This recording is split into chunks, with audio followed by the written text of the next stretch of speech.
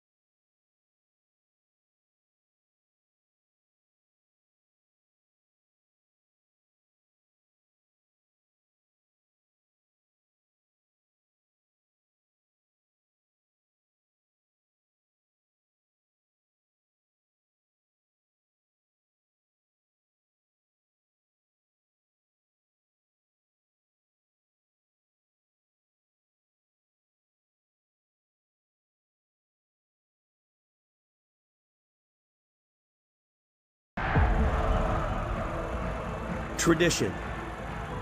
You can't buy it. It's earned the hard way over decades and eras. On the field, on the road, in the mud. With guts and with grit and firm belief that today could be our day.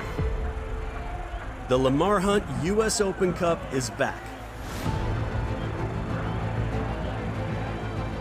Still alive, still kicking, the oldest prize in American soccer. 96 teams, part-timers to major leaguers. Survive and move on, lose and you go home. So we call all underdogs, dreamers and believers. And we ask you again, one simple question. Are you up for the cup? We are certainly up for the cup here in the 110th edition of the Lamar Hunt U.S. Open Cup. We get the third Tulsa Derby in the last 4 years. Tulsa Athletic hosting FC Tulsa. Happy to have you with us here this evening. Alongside the former Georgia Bulldog Marion Crowder, I'm Joe Malfa. This Tulsa Athletic side, reigning champions of an amateur division, getting into this level here in the Open Cup. Once again, third time in 4 years, hoping for another upset of FC Tulsa Tulsa, a side that last year made it all the way through into the round of 16 against Sporting Kansas City, hoping to once again find the same success. And Marion, these are the 22 who we'll see out there to begin the game. It's going to be really exciting, especially for this home side, Tulsa Athletic, a rematch, as you mentioned, of the 2023 Cup set right here at Hicks Park, where, Joe, the ratio of grass to dirt changes based off the seasons. A familiar starting 11, however, for FC Tulsa, they're hoping to put this one away quick and early. They saw what last year's run was like, learned from it. Now, under new head coach Luke Spencer, want to get it going again. It is Tulsa Athletic from right to left in the red and black checkerboard, FC Tulsa left to right in the white, and we are underway here in the Tulsa Derby. Third time in 4 years, previous two split one apiece.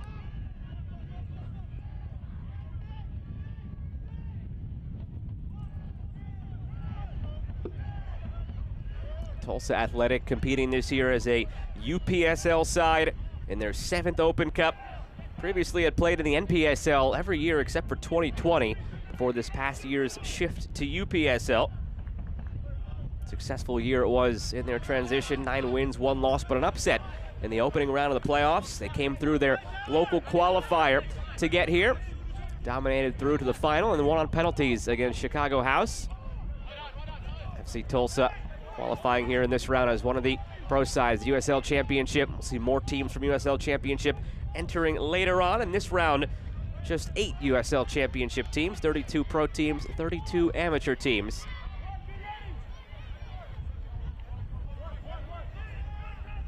Can hear the wind, look at the corner flag. It's certainly a factor on the long throw here. In the traffic in the box, and an early chance for FC Tulsa. Goes by the wayside.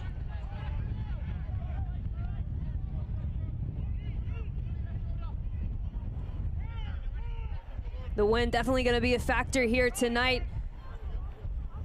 And ultimately, just a mistimed header for FC Tulsa, but good opportunities early for the away side. A familiar face for FC Tulsa on the opposing side. Kieran Winters on this Tulsa Athletic back line. Played previously for FC Tulsa. Knocked down here. Diallo looking to get there. And a free kick on the way for Tulsa Athletic.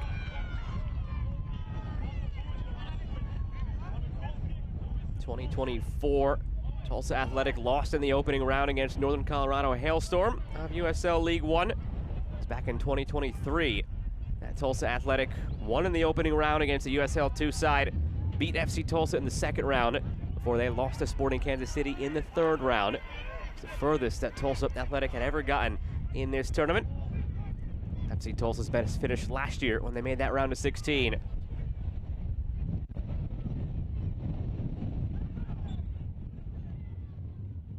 You and I have been able to be around this tournament now for quite some time. Anatomy of a cup set. It's always something we talk about for a team like this Tulsa Athletic side. What goes into it when you are that lower division side and you're looking to make that run, especially right at the jump against your same town rival? Oftentimes, especially in an in-state rivalry, in-town rivalry, it's more about the why behind what the Open Cup means to you. And for this Tulsa Athletic team, one thing that we have come to know and love is their why. They are such a community-oriented group. And in fact, what I loved about reading this Tulsa Athletic side, their founder, Sonny D'Alessandro, former goalkeeper, right, well-known restaurateur, founder of Tulsa Athletic. His dad actually grills the sausages on game days, and his mom takes the tickets at the gate while he mows the lawn right before kick. So it's a family thing. It's a community-oriented aspect that goes into this Tulsa Athletic group that really make them have a desire and heart to show out for the community. Who do we have to ask to get some of the sausages sent our way next time? Probably our producer, Bruno. Okay, we'll find out next time. Lumped into the box, you can see the wind just taking that one. That is certainly going to be a factor throughout the night.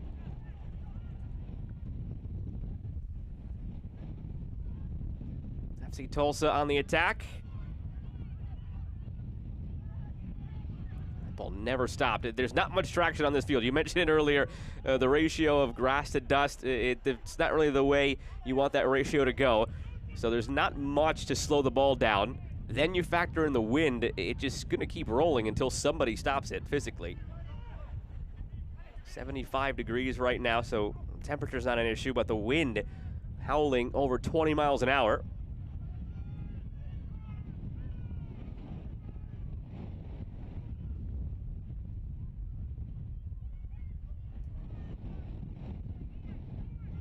We could just sit here and not talk and just give some nature ASMR with the wind blowing on our field mics, You too. know what? People might actually appreciate that.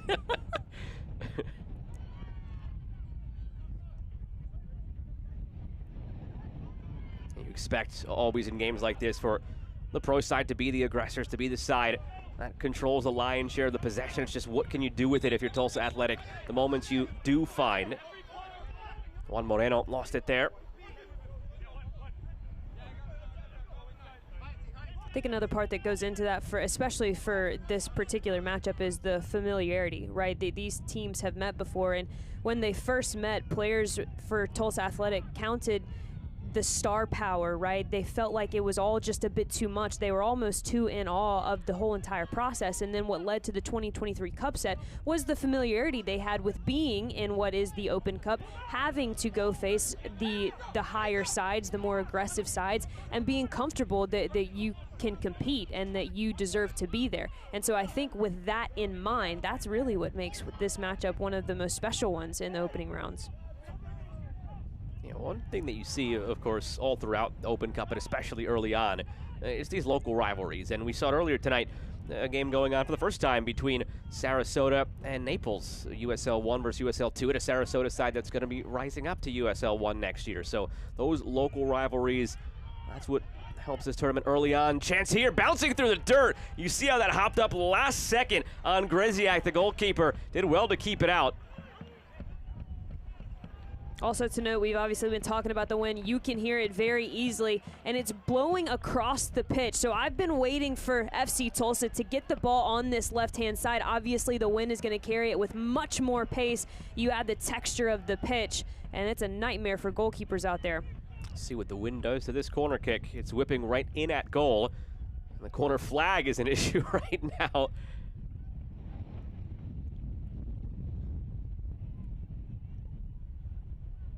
There you go. Just move it. Just move it. We don't need that. I don't think that's legal, and that's what Tulsa Athletic is trying to say, and the referee coming over to have a chat now. I believe you do have to keep the corner flag planted.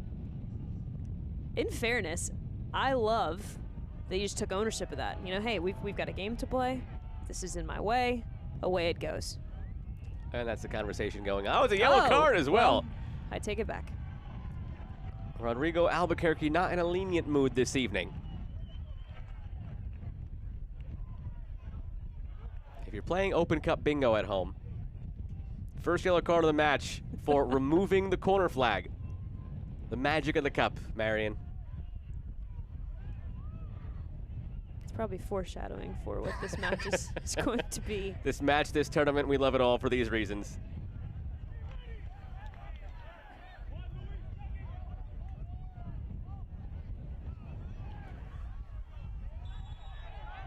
Giordano Colli, after picking up a yellow, now picks up the game once again with the corner. Whips it in.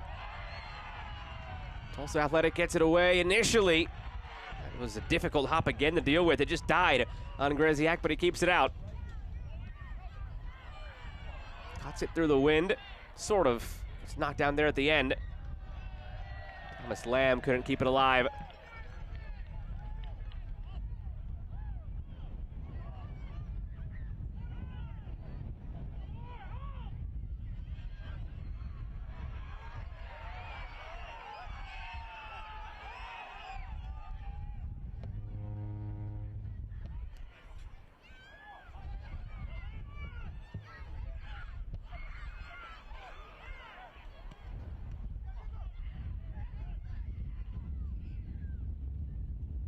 Diallo looking long. See Tulsa battling to win it back. Diallo. Both sides pointing every which way. It's a throw for Tulsa Athletic.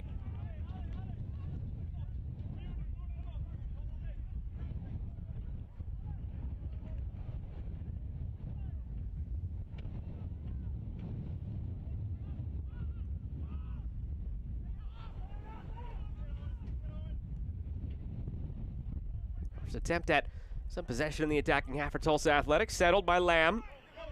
Alejandro Chavez. Waited a heartbeat too long.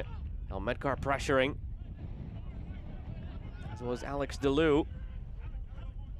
FC Tulsa, strong start to the USL Championship regular season. 2 games, 2 wins, 2 1-0 score lines.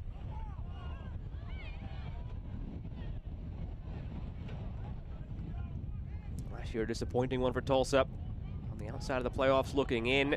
This is the 3rd straight year they begin this season with a new head coach as well. Luke Spencer in charge this time around. Background as a player, Lou City, all the success they had at the time in USL Championship.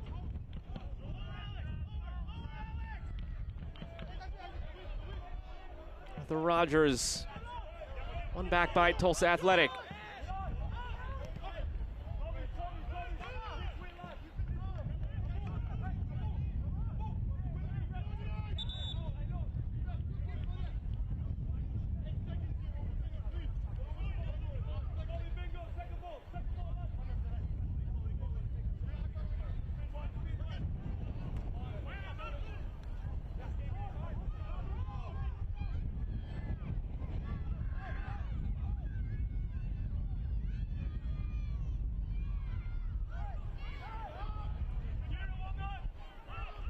Hasn't been much rhythm in this one so far, just back and forth between these two sides. The wind certainly not aiding things. Just a bit of impatience right now for both sides. Tulsa Athletic very happy to stay in that mid to low block. There's something on here for Tulsa. FC Tulsa, that is. Save made by Griziak. And a foul against FC Tulsa. We'll send this the other way.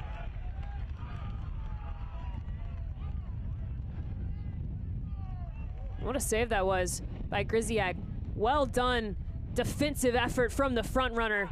And that ball, again, with the wind, had so much spin and dip to it. Often unintentional in these scenarios. But Griziak up for the task. Very well played by the Tulsa Athletic goalkeeper. And it feels like with the field conditions, the weather conditions, those small moments where you turn off in possession and you have the defensive determination to win it back and go quickly, that might be how we ultimately break this one. With the wind in the field, I don't think it's going to be clean. It's not going to be beautiful football that gets it done tonight. It's going to be just brutishness at times and doing what you have to do to get it done. Legally so, though. This foul against Tulsa Athletic. Referee coming in to calm things down for Luis Flores. You'll see tempers flare tonight. These two teams, again, well acquainted with each other now after we had the tournament's hiatus due to COVID in 2020 and 2021. Ever since then, 3 meetings in 4 years for these two sides. A 2-1 win back in 2022 for FC Tulsa. A 1-0 win for Tulsa Athletic back in 23. Sides did not meet last year.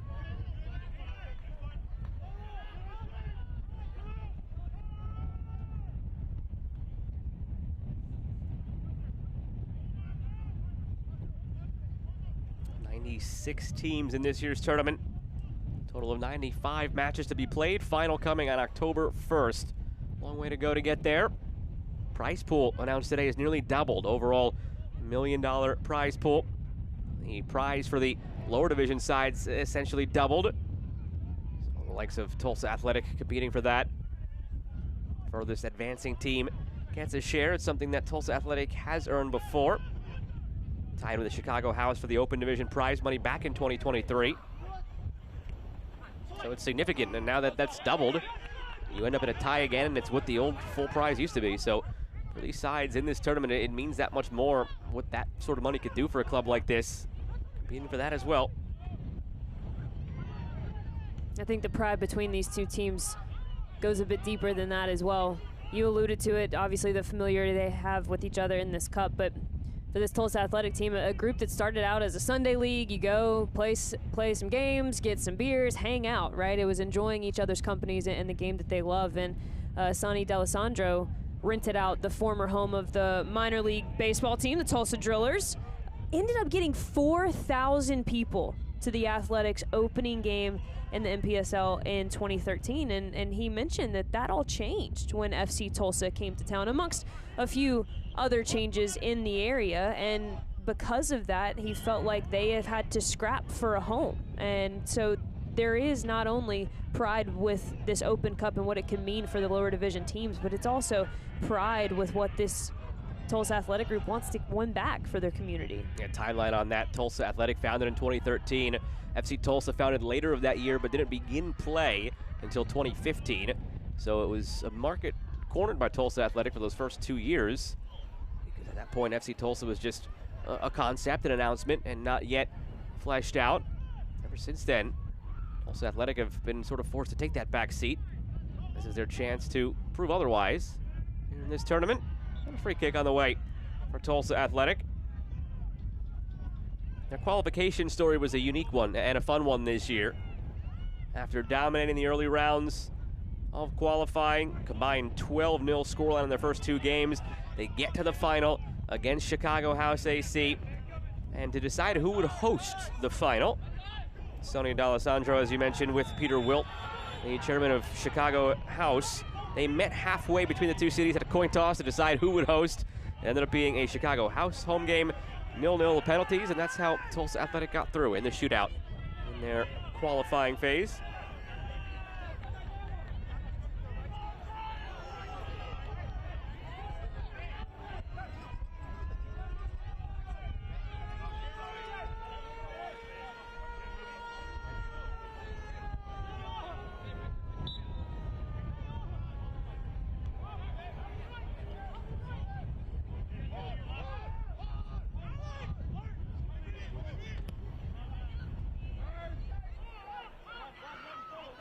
Switched out to the left side.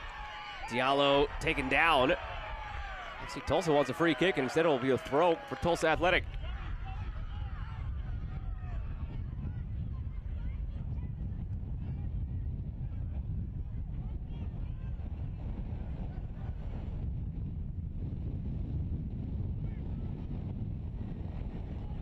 Wind still howling again. If you're just joining us, over 20 miles an hour. Certainly will be a factor all evening long, and happy to have you with us on U.S. Soccer's YouTube channel with Marion Crowder. I'm Joe Malfa. One of many games on the docket today in Open Cup. 11 in all. A couple of results already in the book. Hartford Athletic 3-0 over New York Shockers. Miami FC 4-1 over Naples United. Looks like we're headed to extra time between New Jersey Alliance and the Chattanooga Red Wolves. That could be our first cup set brewing there. About to go to extra time. Chattanooga down a man going into extra time on the road against New Jersey Alliance. Sarasota Paradise and FC Naples are also 1-1 in stoppage time. Could be headed to extra time there as well. Scoreless between Asheville City and Greenville Triumph. Scoreless between Motown and Westchester. And then a goal fest between Westchester United and Loudoun United. 3-2 Loudoun leads on the road. Texoma and Foro are 1-0 Foro over Texoma. That, again, could be a cup set brewing. Both sides are down a player at halftime, so eventful there. And we carry on here, still scoreless, 18 minutes in. And as I'm reading that off, I get an update. FC Naples scores in stoppage time on the road against Sarasota Paradise for some late drama there. Starting the foundation of what's going to be a great rivalry there in USL League One when Sarasota joins next year. FC Naples in their inaugural USL League One season. You have rivalries, of course, based on geography, but also playing in big moments and having crazy endings like that. So that's great to see already there between Naples and Sarasota.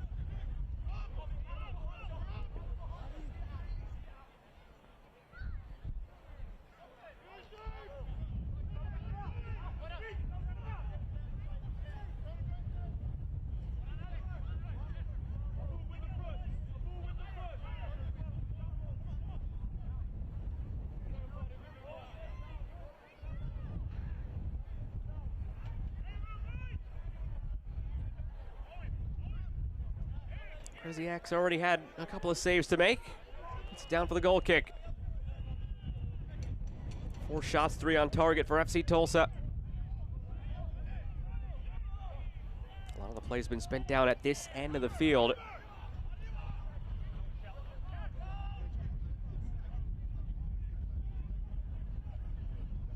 Diallo looking long, flag stays down.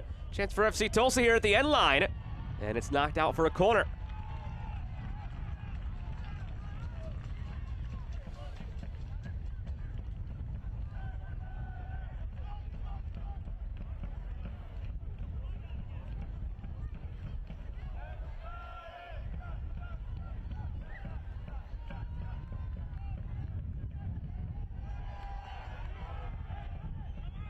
This time, Colley knows he can't move the corner flag or he'll be sent off. Colley swings it in, handed away by Harris. Back four. Rogers slipping it through. Colley still up after the corner. Cleared.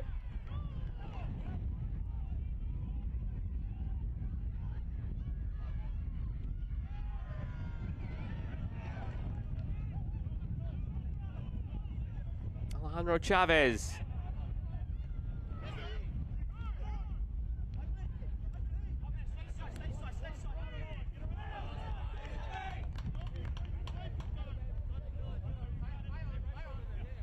There have been moments for this Tulsa Athletics squad where they're getting themselves into trouble, right? They do so well, good defensive presence, good defensive effort. They win it back, and then their first look is to go backwards, and it's just inviting FC Tulsa's pressure more and more. And the more comfortable this FC Tulsa side gets with the line, the more comfortable they get with the ball at their feet in these weather conditions, the worse off for Tulsa Athletic. Dom looks to slip it through. Was it out for a corner? It was. Before Greziak could grab it, he's just now realizing as he's set to put it down for a goal kick. Has to give it up.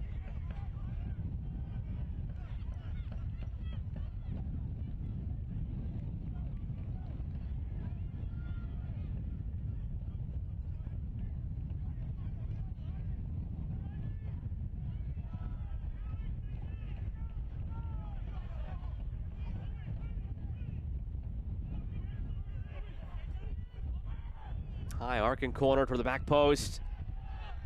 Attempt sort of at a bicycle kick. Ends up back where it started here. To the end line. Still bodies forward. Was it played off of a Tulsa player? It was. Out for a goal kick. Well done.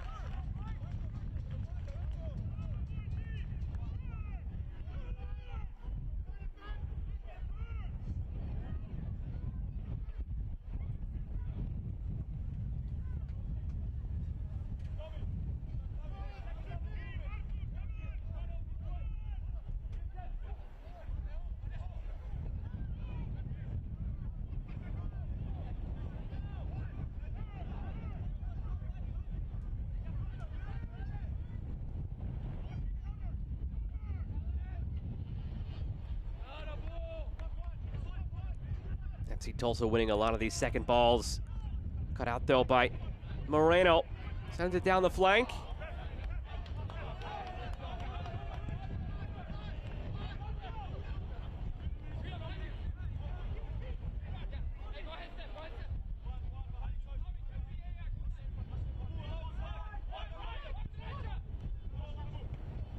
Rogers clearing. Possession hasn't been clean by FC Tulsa whenever they've tried to build through. And the rotation of the pressure and supporting balance from Tulsa Athletic has been really nice in majority of areas, except for this one. Sent to the back post, and it's through everything from Diallo.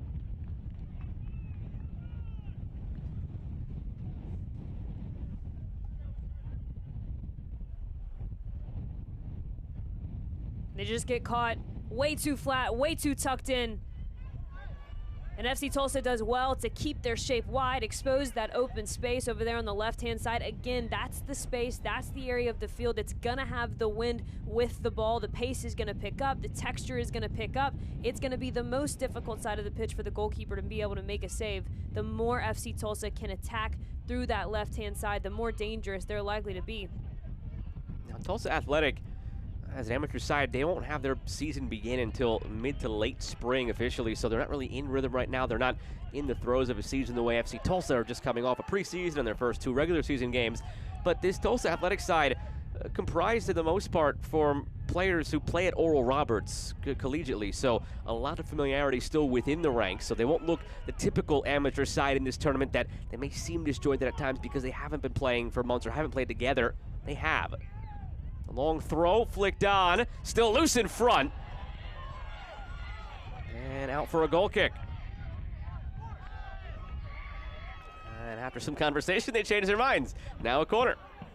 The assistant referee overruled by the center official. And this long throw is really dangerous right now for FC Tulsa. Twice now we've seen a good little flick on and end up in a corner kick opportunity. Now from the corner again, a goal kick.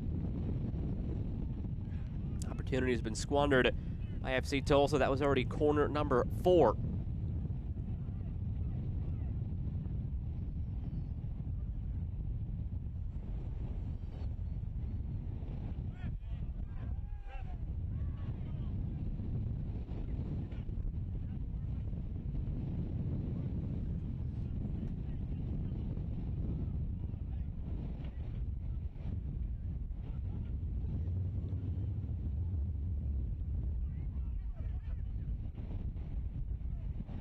Picked up by Dom, looking through for Calera.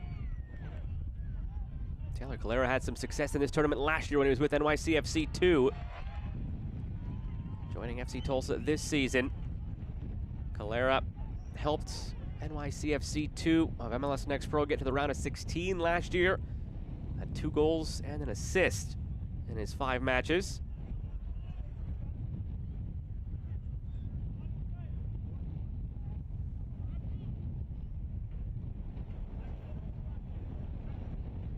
Long throw from Batista. Diallo was closest to it. And another corner for FC Tulsa.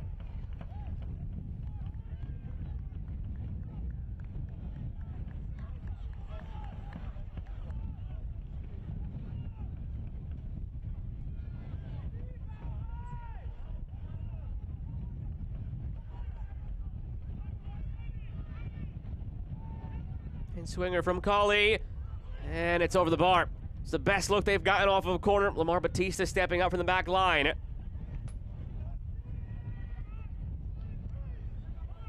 you start to wonder, Joe, with how many corner kick opportunities, how many long throw situations they've created, how many is too many?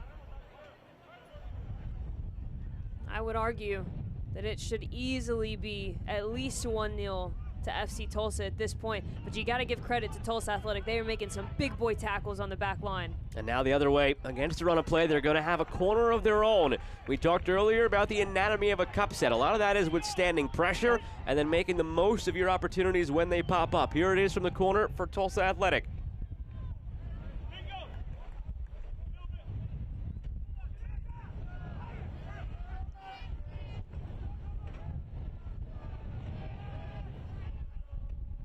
You can see the wind whipping right in the face right now of the corner taker, Luis Flores. Has to cut through that. Pops it up, gets caught up in the wind, and it's loose there on the doorstep before Batista clears away. Still nothing has gotten through to Peñaranda, the goalkeeper. 2 clean sheets and 2 starts so far this season. FC Tulsa's been good defensively.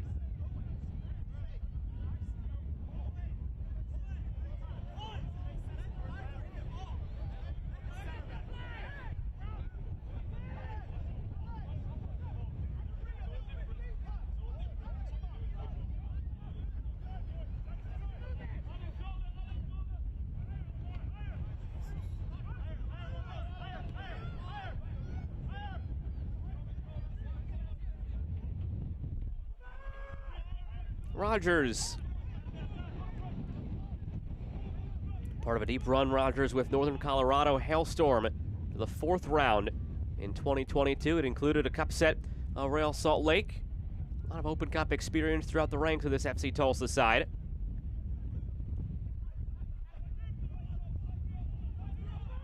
Rogers, nearly a half an hour in.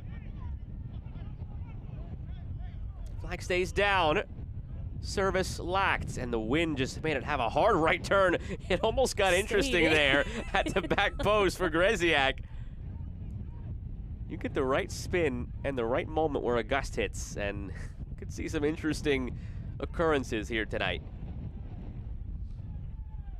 Good on Grzyak for having an eye on that the whole way just in case. Ended up way too close for comfort.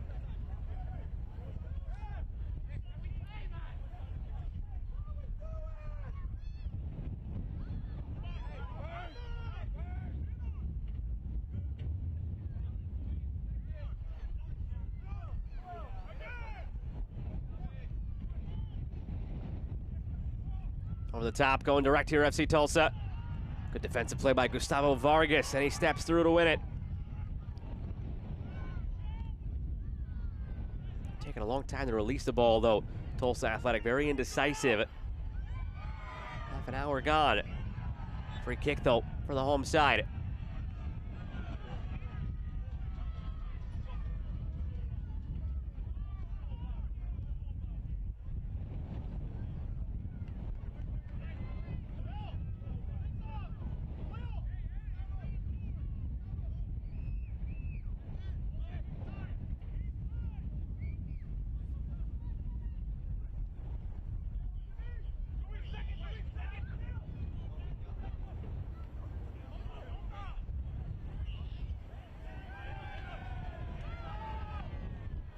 From distance here. First effort goalward. Twanamboa Kadua. Didn't catch it cleanly, but again, signs of life for Tulsa Athletic. A corner a couple of moments ago. This first effort goalward here, even though it's off frame.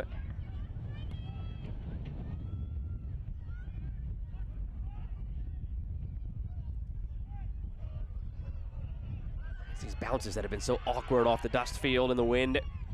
Just get the sense that if and when that first goal happens, it's going to be something that's not the cleanest, but they all count the same. And to your point, Tulsa Athletic has done really well for the majority of this 30 minutes to win those second balls, win those little scrambles in the midfield. It's almost like this is their home park and they're used to it. Big collision there. And just a throw for FC Tulsa.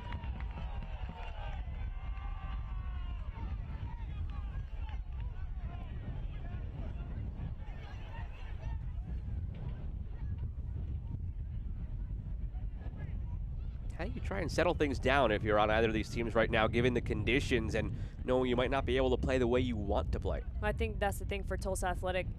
They're not wanting to settle things down anytime soon. I think that they are thriving right now on these 50-50 challenges, individual players making big-time plays. That one almost started through perfectly. Grzyak read it well. And you can tell, even by Grzyak coming up as aggressive as he did just there, they're looking route one, right? They trust in this field. They trust in their ability to judge the bounces and they have some speed that we've seen already on the flanks and up top. But if you're FC Tulsa, it's just too slow on the ball, right? And oftentimes that's hard to break down a mid to low block because you have the time, you have the space, there's no rush. But what that's doing is it's not shifting any of the defensive structure of your opposition. So you've heard some of the direction on the field right now from the FC Tulsa players. Move it, right? Take your prep touch. If there's not an option there, swing it around the back. And the same thing goes and the same thing goes. And that not only starts to bait Tulsa Athletic out of their shape a little bit, it also gives your runs up top a little bit more time to develop. And hopefully you have something a bit more dangerous than what we've seen so far. Kadua lost it. Transition here for FC Tulsa. It's put in front, and now it's in the hands of Grzyak. It might have gone out. They'll say play on. That was their best look. A mistouch in front from Calera negates it. Now it's Diallo the other way for Tulsa Athletic.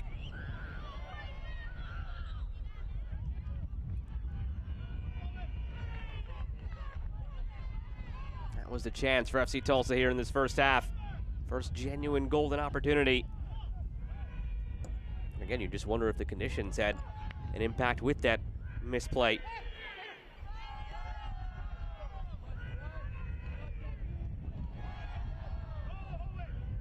Serrato, too much.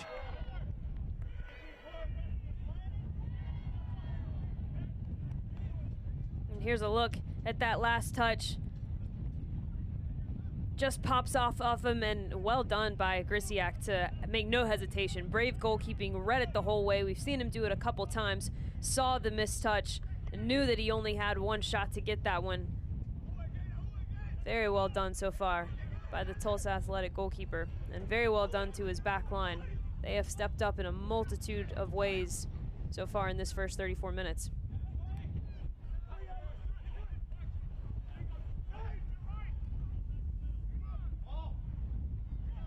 For Batista. Lamar Batista has bounced around quite a bit, but he's been very solid everywhere he's been.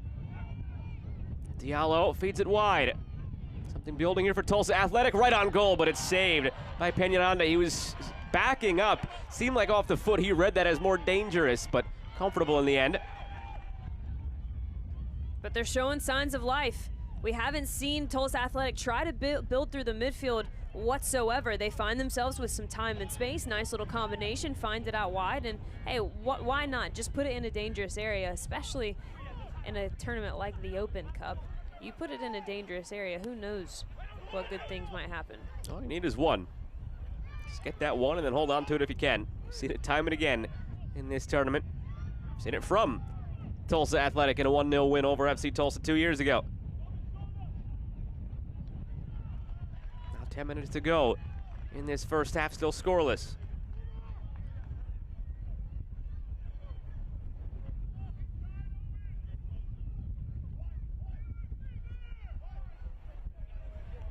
Grisiak, a part of that group for Tulsa Athletic, all playing collegiately at Oral Roberts.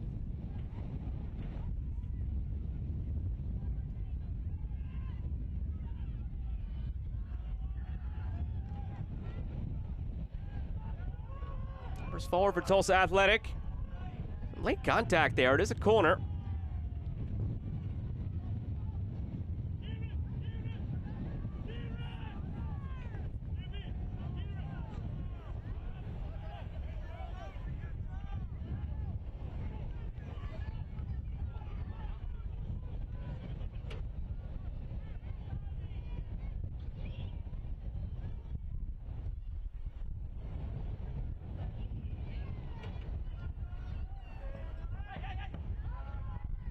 Second corner, wasteful from Tulsa Athletic.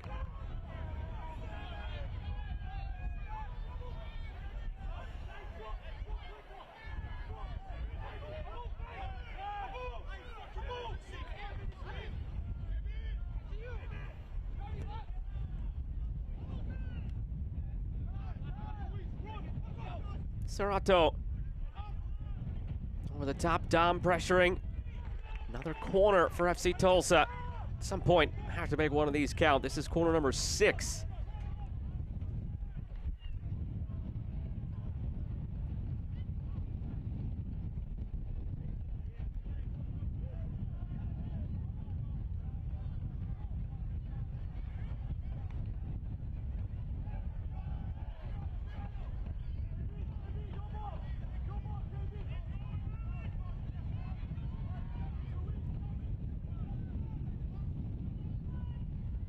Good service toward the back post.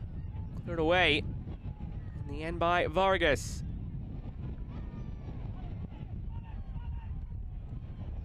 Rogers flicks on.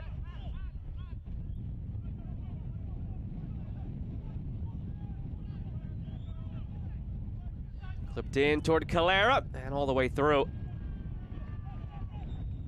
It's a good look, but a little too lax from the Tulsa Athletic back line, allowing the number 9 just to occupy the space in between you as center backs.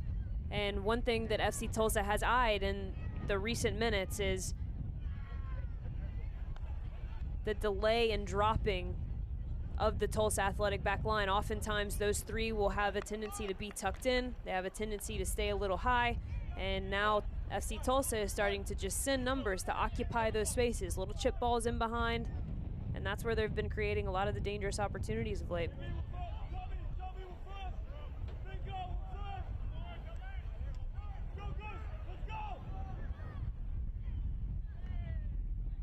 Line drive from Grisiak, sent right back his way. And he'll get a second stab at it.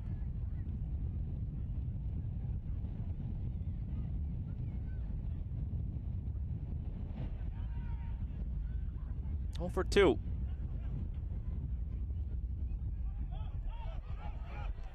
Hangs up there for a while before Harris heads clear. FC Tulsa again. Every time we see a bouncing ball like that, it feels like FC Tulsa are the first to it.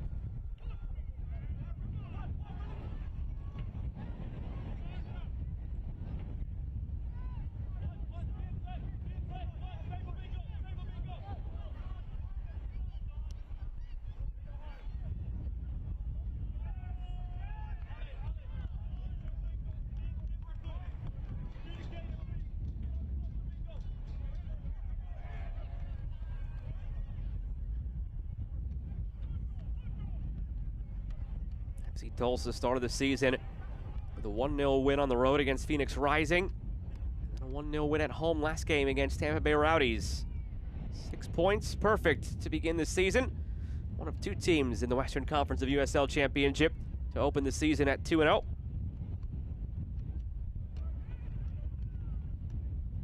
Tulsa Athletic again still a couple of months away from getting in the start of their season. One of the founding members this year of a new amateur league. You'll see teams participating in around the country called the League for Clubs, a USASA affiliated amateur league. Kicks off mid-spring this year.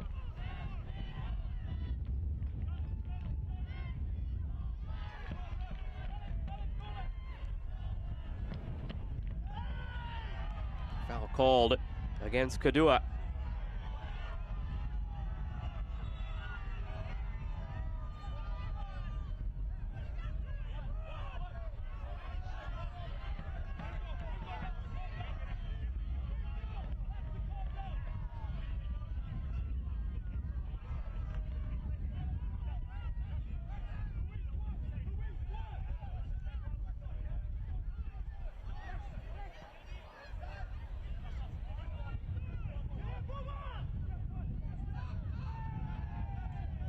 Rogers couldn't save it.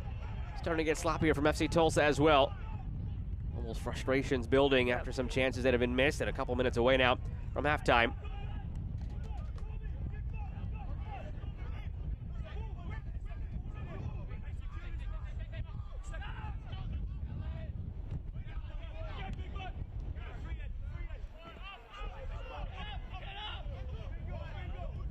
Obviously, these upper division teams come into a match like this, right, with the idea that, hey, let's go out, let's take care of business, let's do it early, and then let's allow some different rotation, right? Let's allow some players to get in playing minutes. Obviously, they came into this one knowing that there was a chip on the shoulder of Tulsa Athletic, but they're going to be disappointed to go into the locker room knowing they could have easily been up 2-3-0 at this point, and now they're going to have to go and fight fully for another 45 minutes.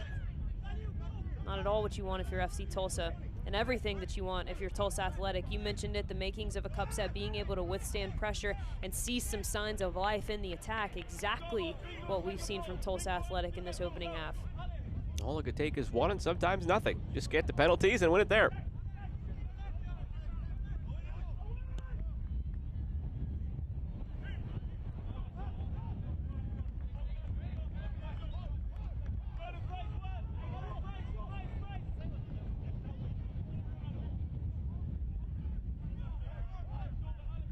Batista, not afraid to be direct this Tulsa side. Diallo picks it up. Gets it through Serrato. Serrato recovers. Batista.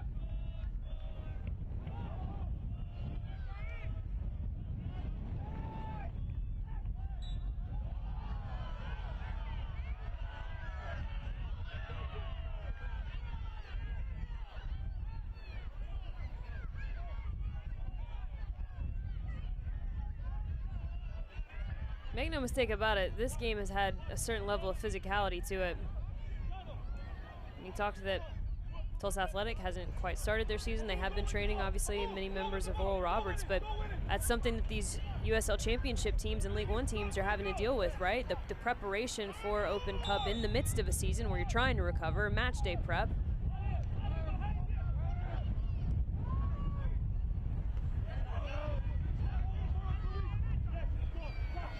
Switch quickly for Kadua. Parmi Diallo tracking back this time. Diallo battling. A miscommunication there for FC Tulsa. Almost cost him. Rogers now does give it away. Moreno. Got to go forward there, right? And those are the moments we've seen such good wins defensively, and the decision is to go backwards, but that's the right one. Well done. And ultimately, no real execution of it. But that's more like it. Win the ball and immediately look to go forward. You've got strength and size up there in Diallo. You've also got speed on the flanks in Morena.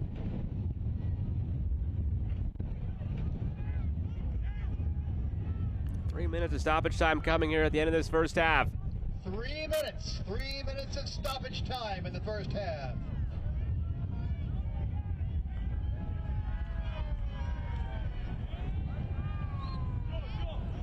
This would change the dynamic drastically if Tulsa Athletic can grab something here on this set piece right before the half.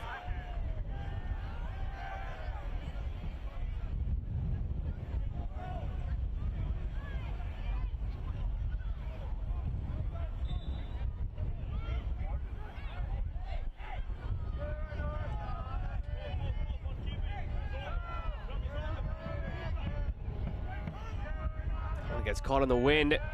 Harris tries to keep it alive, now sent goalward, loose in front. And the goalkeeper, Johan Peñaranda, has it taken down. And now things starting to get really out of hand here. Boubacar Diallo, the captain of Tulsa Athletic, came in, shoved an FC Tulsa player to the ground. Referee starting to confer. Only yellow card we've seen so far, remember, is for Giordano Colli for removing the corner flag of all things.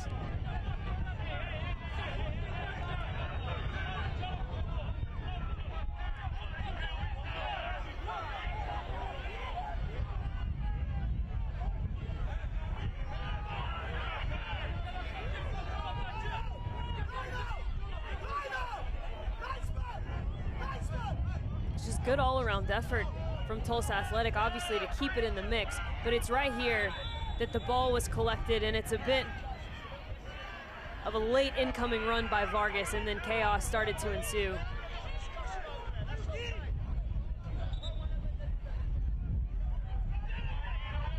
Referee calling somebody over, and he gives a yellow for Gustavo Vargas.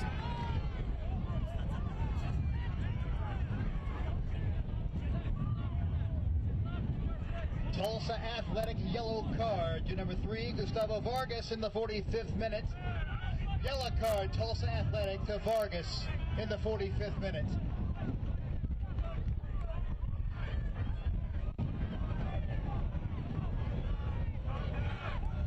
Two yellow cards in this first half, and polar opposite reasons.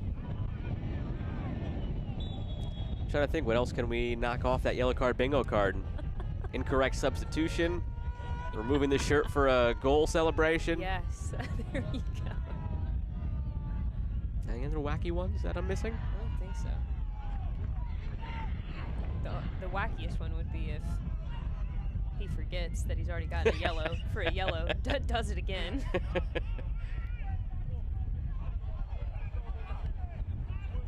Or just anybody else not learning from that initial mistake. 3 minutes of stoppage have come and gone. See if anything else is tacked on, though, because of that additional stoppage after the corner. Moreno battles his way through. And now we'll have a yellow card a more conventional way. And Dom, I believe, picks it up.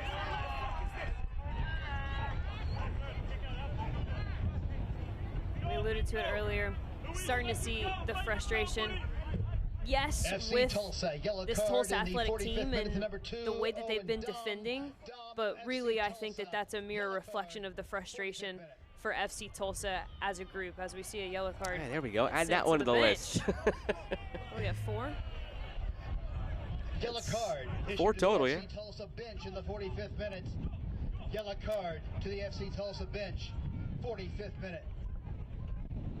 You missed that one. Sorry, I did not think of that one. Sorry.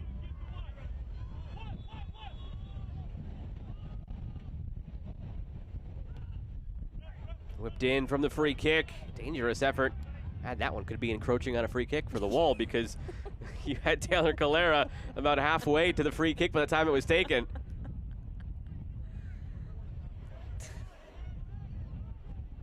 We promise, folks, that we will let this go in the second half. You promised. That's what you're going to do in your halftime? I'm going to look up the list of deep dive all research. the possible ways.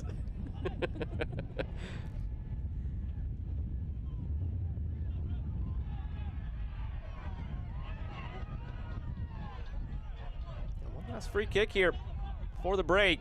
Again, we're well beyond the 3 minutes because of that stoppage we had within stoppage time. In the aftermath of that corner kick for Tulsa Athletic.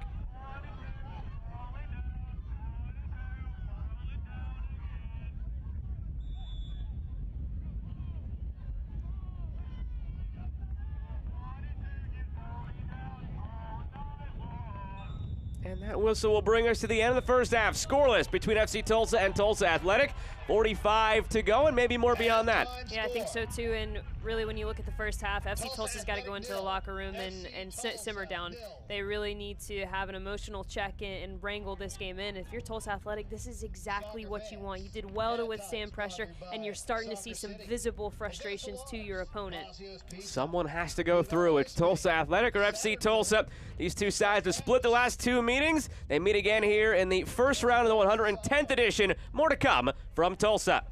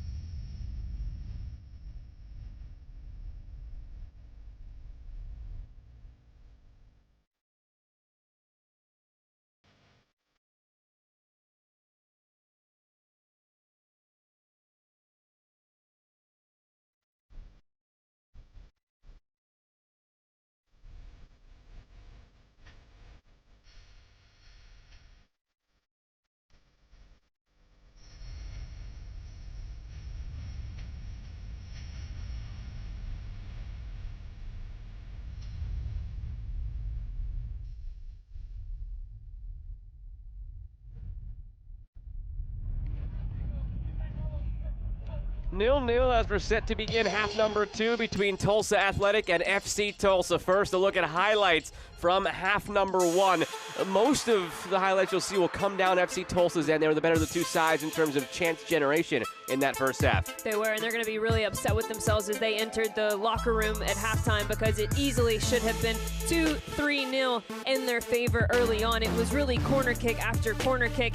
They did well in moments to isolate the back line of Tulsa Athletic. They found pockets of space in between the center backs, especially when they were stepped higher and tucked in a little bit deeper. But it was really this long throw and the corner kicks that ended up in the most dangerous situations for the Tulsa Athletic back line. But ultimately, Joe, FC Tulsa could not capitalize on their chances. This was the best look of them in the first 45 minutes, and Griesiak is really standing on his head. But as the match progressed, we saw a little bit more life on the attacking side of things from Tulsa Athletic. You mentioned the makings of a cup set. You withstand pressure. You find some progress going forward. And I'd have to argue the happier of the two sides going into the locker room was Tulsa Athletic.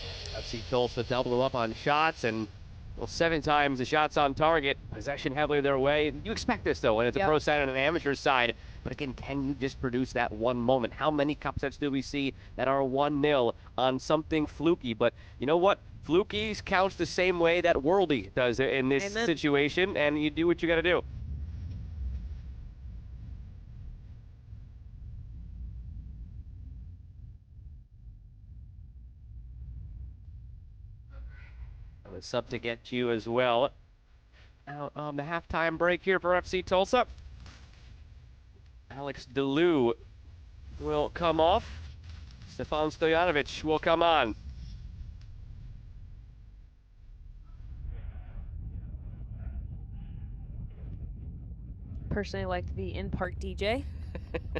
Love me a good EDM mix.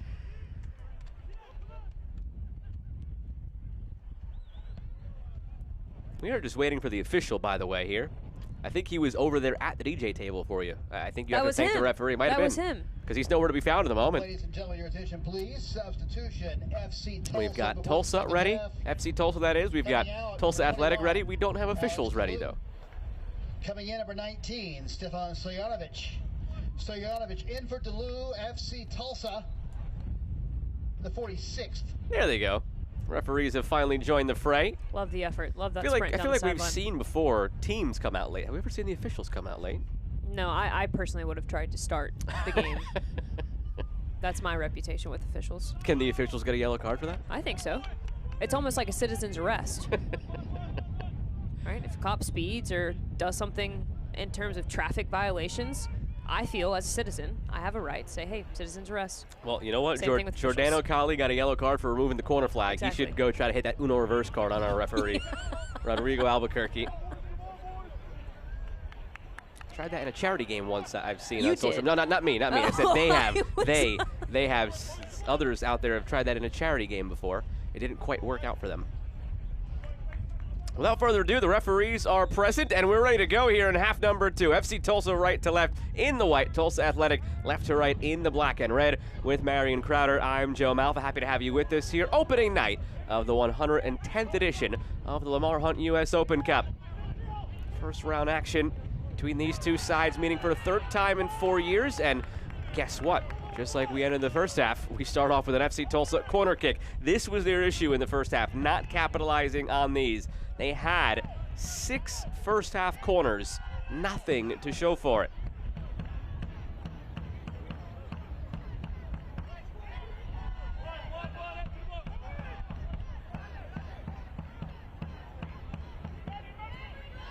From the corner, they picked up right where they left off in the first half.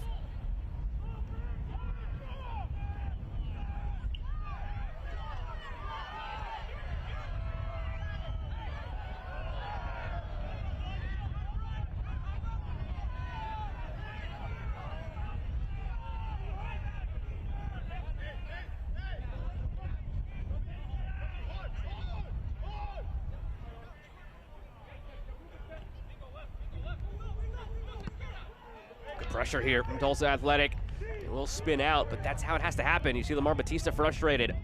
Can you force a mistake and capitalize in a moment like that?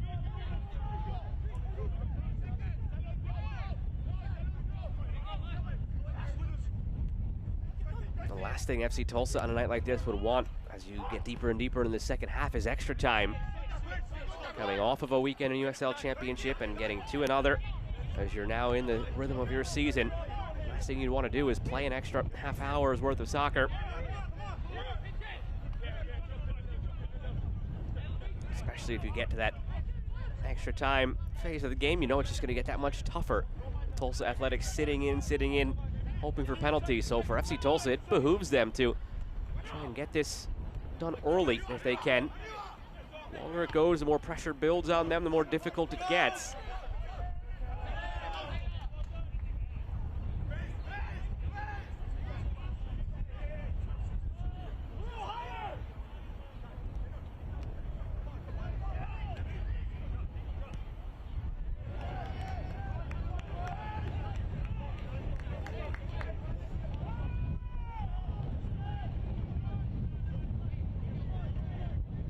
Since we went to halftime, we had some other matches around Open Cup go final. FC Naples did hold on to win late on against Sarasota. Asheville and Greenville are in extra time. Westchester FC of USL League One, their inaugural season in League One. They beat Motown 1-0 on the road. Loudon held on 3-2 over Westchester United. No affiliation to Westchester SC.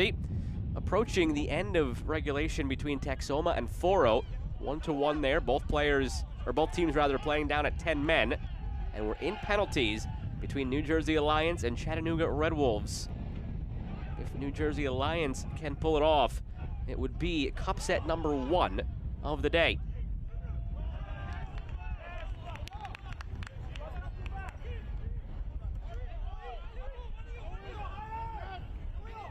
Games today, 13 more tomorrow, and 8 more on Thursday. Here in Open Cup, week number 1, round number 1. Straight bracket here in these opening 2 rounds.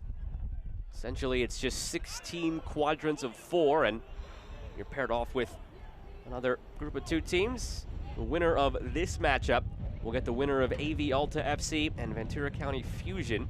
They're playing later tonight.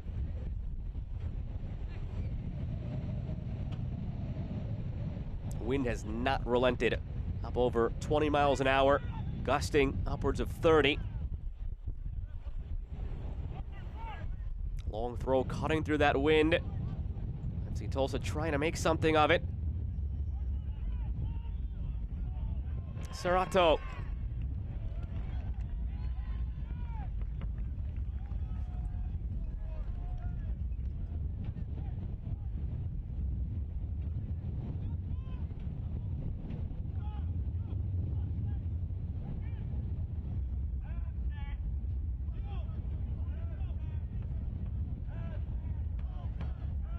Throw again from FC Tulsa. They've been trying to have that work to their advantage, but it hasn't quite come off. Chalk it up to the wind, chalk it up to the field. They haven't been crisp in the attacking half, FC Tulsa.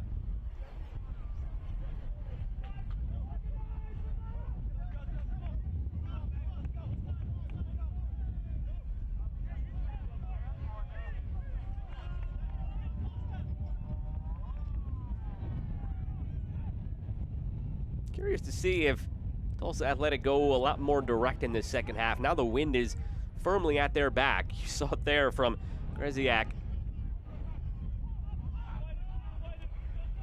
I think they absolutely will. I think that was pretty obvious to be their game plan. Unfortunately, I think the majority of the game plan in the first half was just not to concede, right? They were very defensive focused. Now with the wind at their back, perhaps sending in some dangerous balls to dangerous spaces. Sometimes, Joe, a hopeful wish becomes an actual outcome. And we keep saying it, but it's true, especially in these early rounds, especially when it gets late into the game. You just need one. And they've shown so far, this Tulsa Athletic side, that they can withstand pressure defensively. And you have to start to think that that becomes their mentality. Just make a special moment for a special player to execute, and we can handle the rest defensively. They've handled it defensively so far, and that includes defending 7 corners, Tulsa Athletic.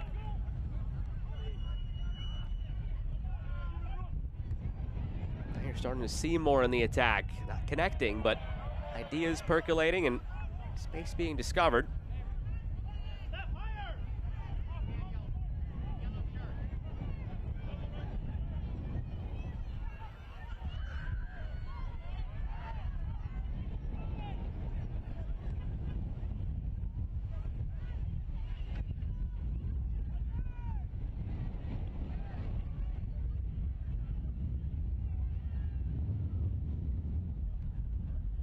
Looking in behind here, FC Tulsa. Sweeping it away, Gustavo Vargas, only player on Tulsa Athletic with a yellow card from that first half. Owen Dom, Giordano Kali, and an unnamed player on the Tulsa bench picked up yellow cards in the first half.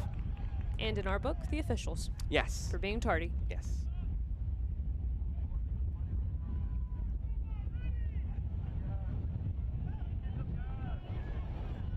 Another long throw for FC Tulsa. Another one that goes by the wayside. Can they rescue it here? Whipped goalward. Greziak has it.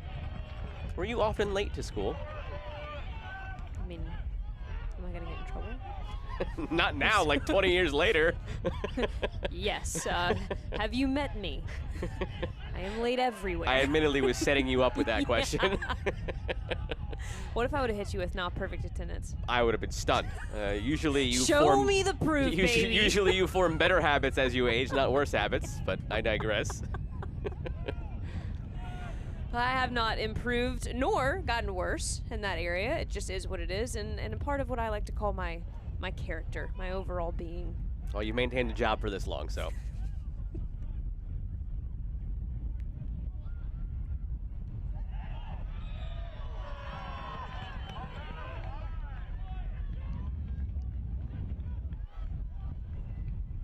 They've been direct throughout the whole evening here at FC Tulsa. Be it throws, be it corners, be it free kicks. And again, this is not maybe optimal position for a free kick, but you've got everybody forward again. And I say not optimal because of the wind. You were going right into the teeth of the wind here. They have not shied away, despite the elemental disadvantage.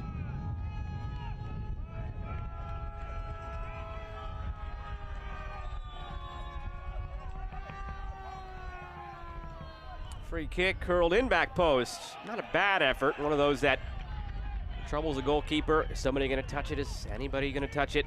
Some of those end up going in, but this one just out harmlessly for a goal kick. Really just feels like the final third, whether it's that final ball or the final run, even in some of the earlier corners in the first half, the timing of the headers, right? Everything in the final third right now, execution-wise, just a bit off for FC Tulsa. Big fan, by the way, of the goalkeeper kit just being a different color checkerboard absolutely. from the rest of the team. Make no mistake. You still feel some uniformity with the rest of the group. Just a different color. After a yellow checker jersey makes stop at one end, the red checker is trying to find something, and now a free kick of their own. Diallo commits the foul.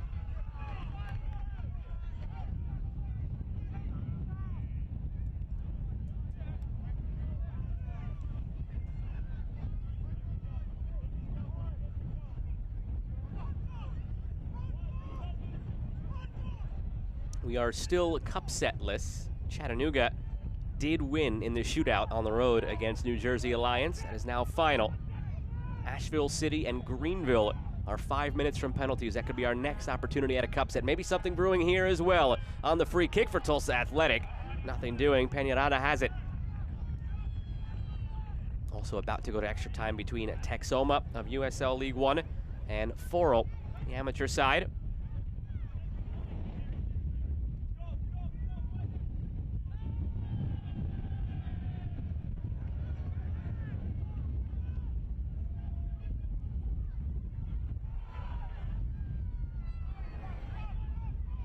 Minutes into the second half, Marion, it's really looked like the first. It has. Both sides really not finding much of a rhythm. It's difficult to play possession in these elements with the field and the wind. It's been direct both ways. It's been both sort of that wing and a prayer mentality. None answered so far.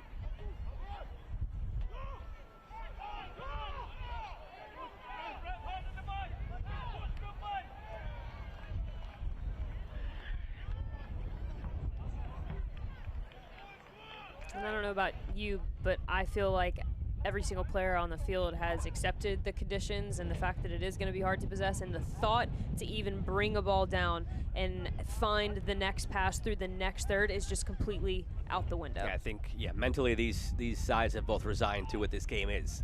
It's not going to be pretty, but have to do something that could be effective. Maybe it's one of these long throws. Gathered again by Greziak. Well, you've probably been in games where the elements, be it rain, be it wind, something has not gone your way. At what point do you accept that? How soon into a match do you say, you know what, this is just what it's going to be today?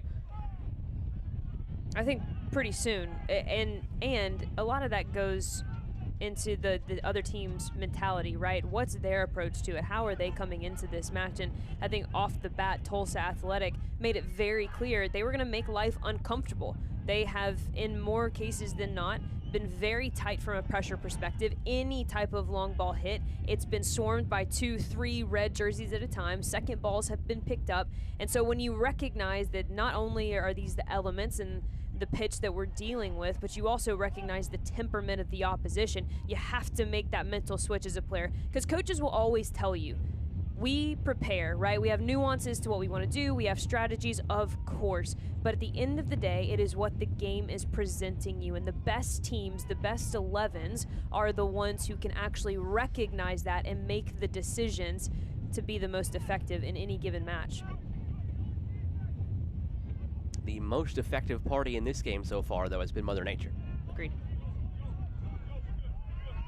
She has effectively tilted this game off its axis with the 20, upwards of 30-mile-an-hour winds, and it's at the backs of Tulsa Athletics as you just see that one take off completely from Greziak, clearing everything and everyone, but it was deflected by Batista and out for a corner. So again, it could be something like that. Exactly. A miss-hit free kick from a goalkeeper that goes about 95 yards in the air. Now it's a corner, and you never know. Exactly.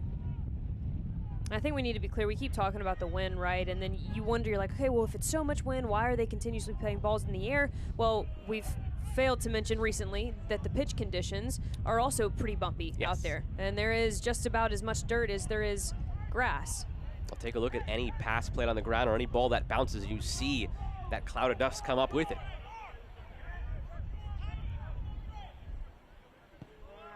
From the corner, back post. Oh, that was almost in on its own. Touched over the bar by Peñaranda. Maybe that's what you got to do. Take advantage of that wind and go for the Olympico.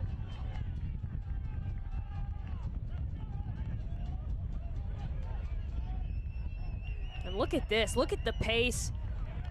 And I have to tell you, he probably aimed that one at the official from the corner flag. After the official showed up, of course. Yeah. He was just happy he didn't get a yellow card.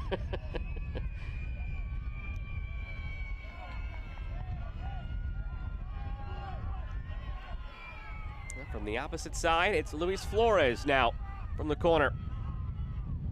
Flores spins it in. Hour gone. Half hour remains. Maybe another full hour remains. To be determined still here in Tulsa.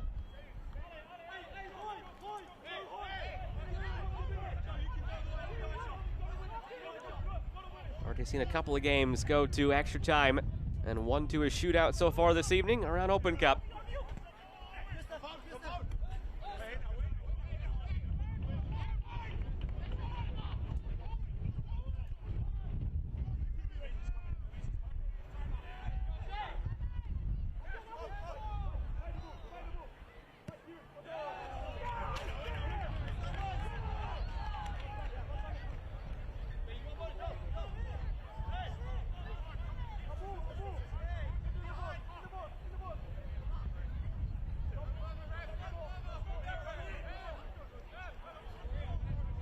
You know how vicious that wind is.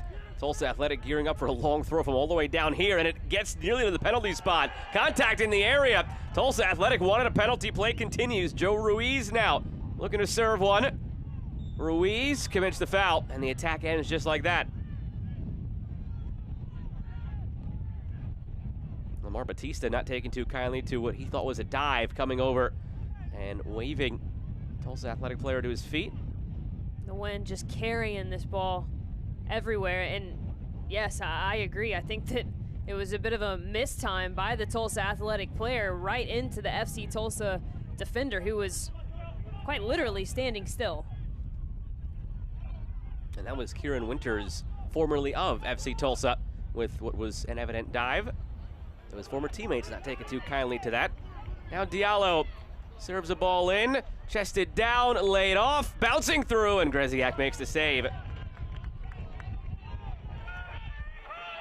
Greziak goes long. It carries and carries and carries. And contact edge of the area. More extracurriculars now. Didn't see a point indicated from the referee if this is a free kick for Tulsa Athletic or coming out for FC Tulsa. Players had their feet tangled up. Now he's coming to keep the peace, and now finally points. It is a free kick for FC Tulsa.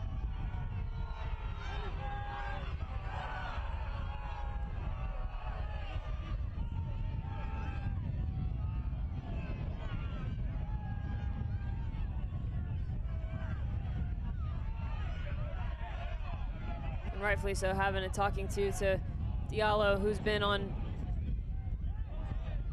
several ends of some extracurriculars this evening.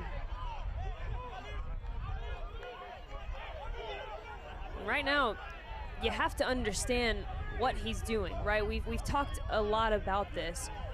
Seeing visible frustration as a lower division team playing an upper division team, seeing that frustration that you're causing gives your team some momentum, right? It builds a little bit of confidence. And right now, Diallo, as the 9, his job is to occupy the center backs and to cause them to become frustrated. There is nothing that a striker wants more than to put a center back on a yellow card, and then you just start asking questions. And so from his perspective, although we see it as a little bit provocative, he is doing exactly what any solid 9 in this situation would do.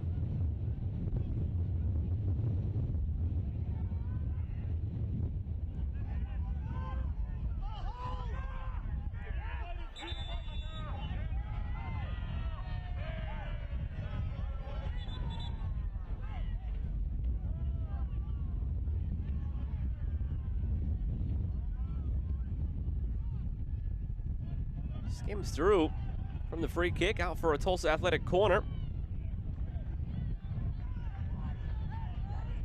Last time it was taken down at this side by Luis Flores. He went for the Olympico, nearly scored, punched over the bar. Johan Peñaranda.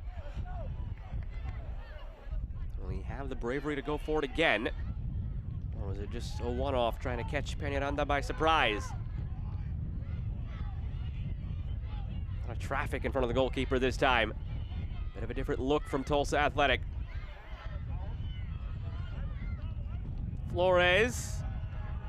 Better last time.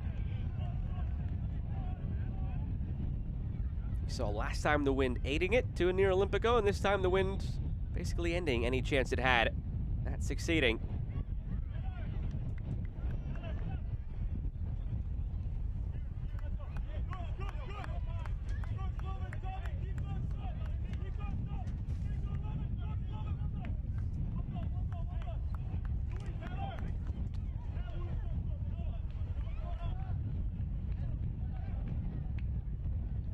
Edwin Lasso coming on for FC Tulsa.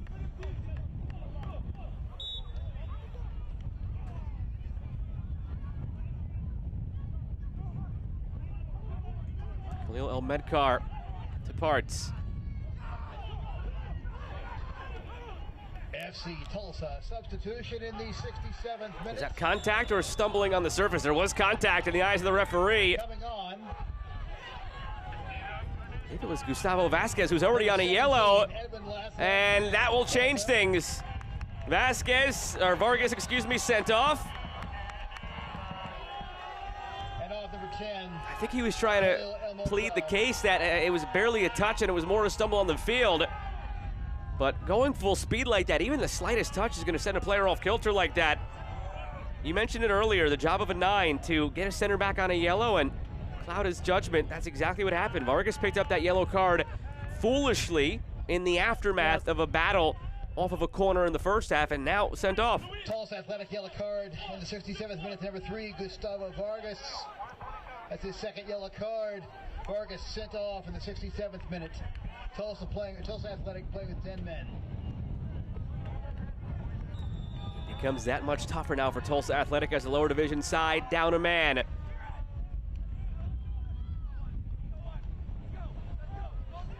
this point, you'll really get into sit back and counter mode. Just try to keep the zero as long as you can. If it means skating through on penalties, so be it. This one played forward through to Greziak. Lurking was Calera.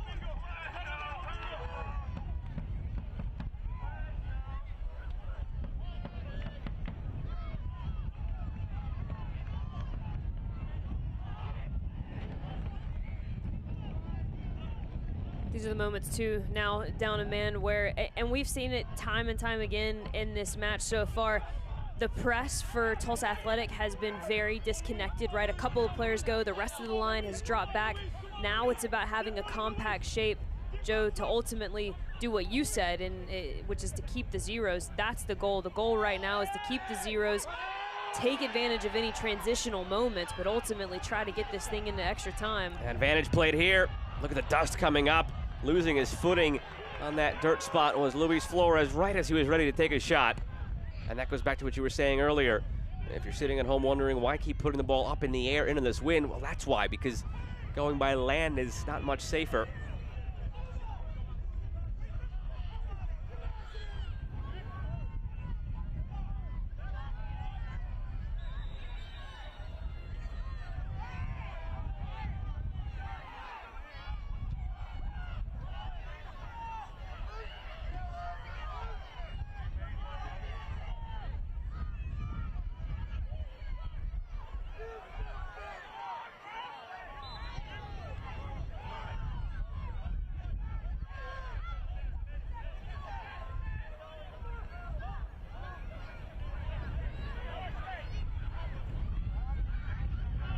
Straight up into the wind. Greziak has it, undercut. Foul against FC Tulsa.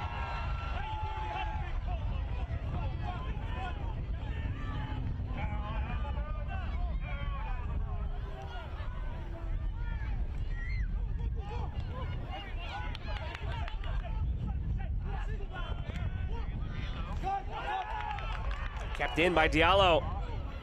With speed down the wing, Diallo cut out. Well done defensively. Kept alive by FC Tulsa. At the end line, fed in front. And just misplayed by Calera.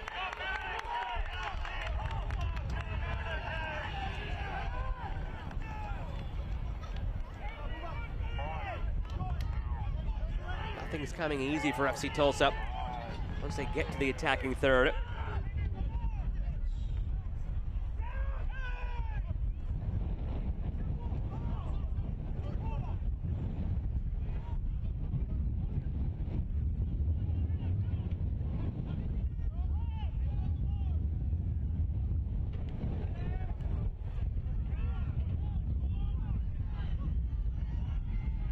A long punt from Greziak. It might be their best attack right now, especially down to 10.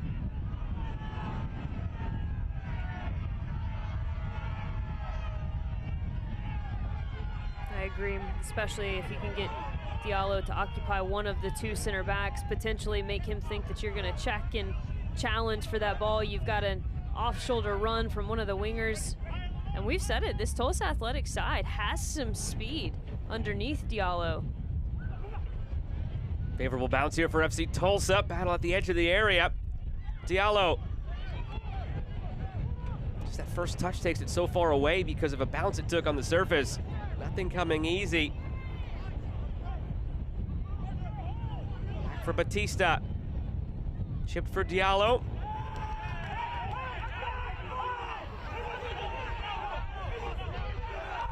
He's complaining. He wanted it played on the ground to feet, but I don't know how much that would have helped from Lamar Batista. It took that awkward hop at the end. But maybe the field and everything culminating together now to frustrate FC Tulsa further.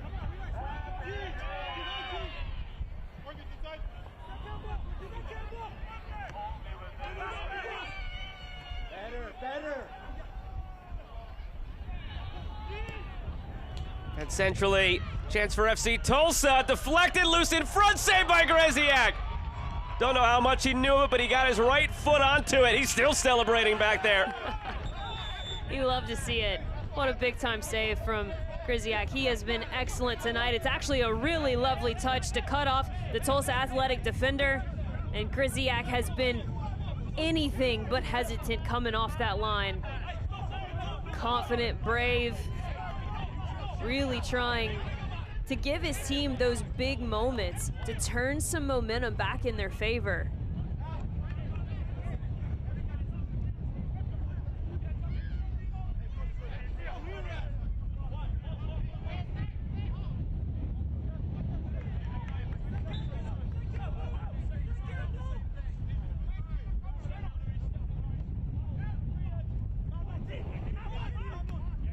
This wind is something. It's not like it's one of those windy days where it'll blow for a few seconds, stop for a few seconds. I don't think it has stopped for even a moment.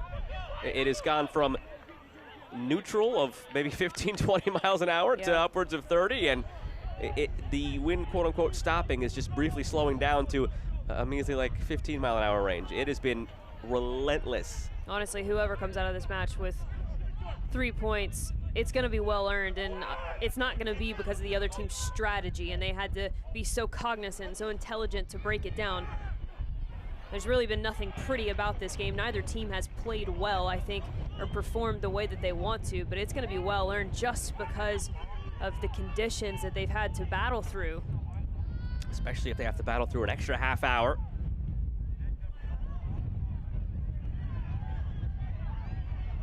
Tulsa Athletic on the left flank, out for a throw. It's been interesting sort of seeing the crowd react to certain moments like that. It seems very split in this Tulsa Derby. Some FC Tulsa supporters have taken up camp behind one of the goals, but everything else, it's just a smattering of fans of both clubs in between. Bit of a tilt toward Tulsa Athletic here on their home ground, but just in a moment like that, you saw some fans pointing one way, other fans pointing the other way, but it's Tulsa Athletic down to 10 men. Now getting numbers forward here on this long throw, looking for something. Flicked on, handed away by Batista.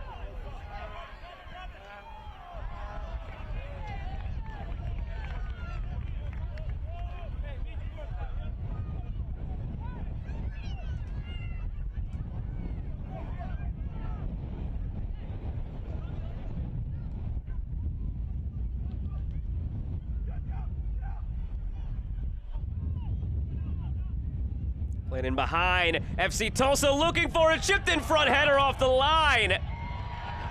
Thomas Lamb tracking back for Tulsa Athletic and keeping it scoreless.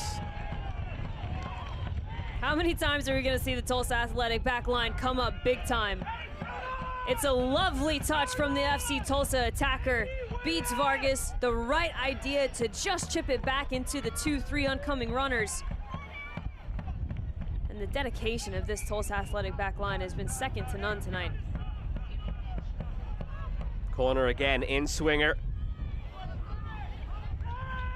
Corners have not been good tonight for FC Tulsa. That was number 9. Not only are they 0 for 9 in scoring, they're 0 for 9 in generating opportunities. Free kick on the way for Tulsa Athletic. Yellow card distributed as well.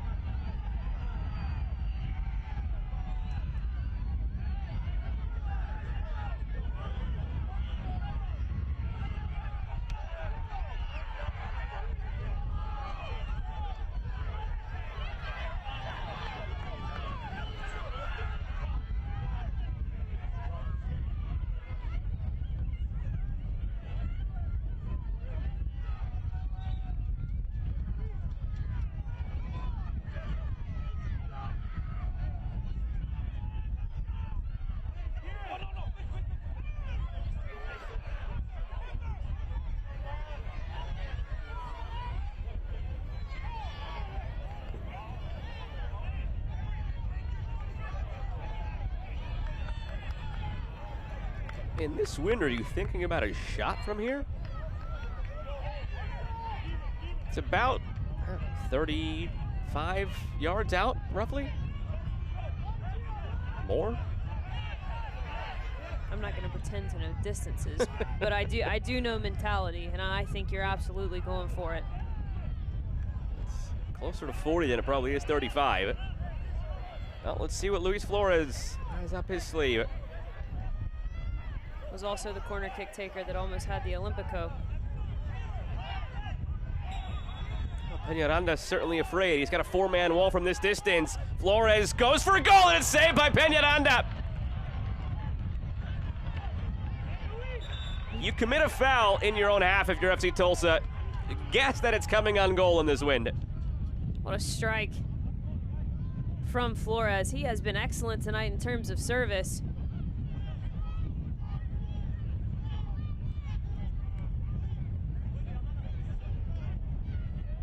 And in a game like this, Joe, those are the mental mistakes that you don't think are going to come back to haunt you and actually end up making or breaking your result. So much of closing out the rest of this match will be about the mental fortitude that these players have.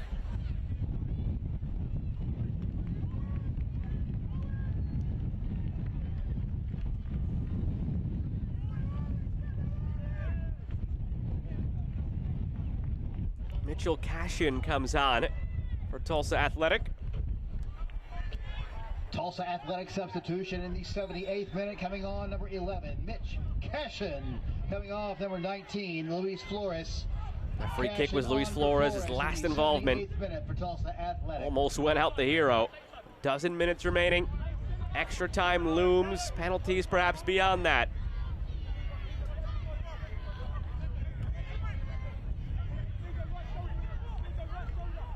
Long throw from Tulsa Athletic. Playing down a man as they have been. Almost 20 minutes now.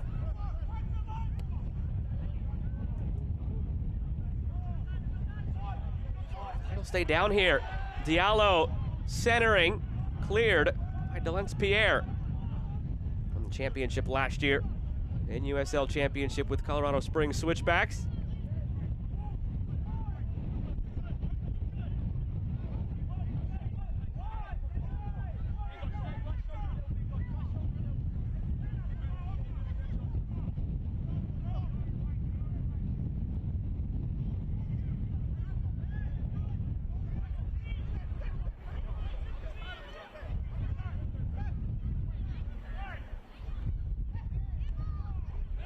Popped up toward Diallo.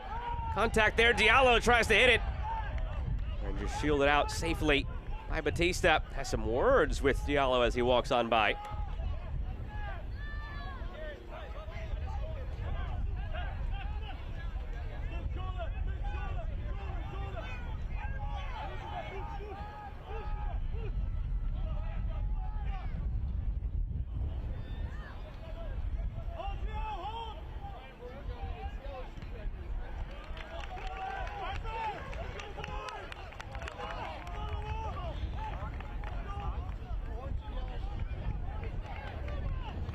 It's a 10th corner for FC Tulsa. You know what they say, Marion, 10 times the charm.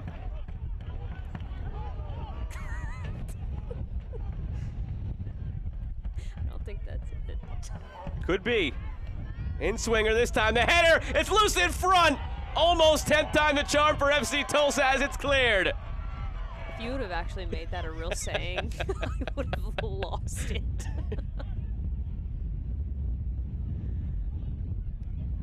And I see the idea here, right? You don't want to loft it too much and let the wind take over. Really low-driven ball. Just see what kind of second balls you can create. Add the numbers. Probably the most dangerous-looking corner for FC Tulsa in this half.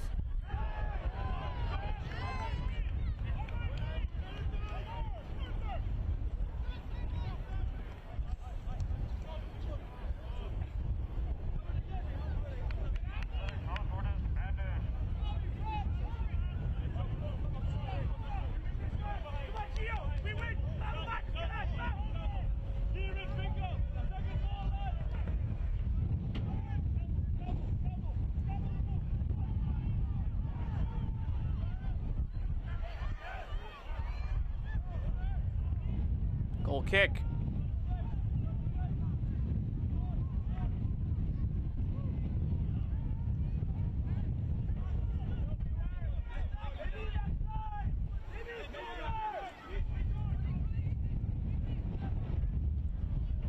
No line drive through. You could see Some of the frustration still just continuing to mount for FC Tulsa. No answers, just trying to cut it through the wind. Hope for the best. Almost on the corner, finally breaking through there. Tulsa Athletic playing down a man. They're content to just continue taking some time off the clock.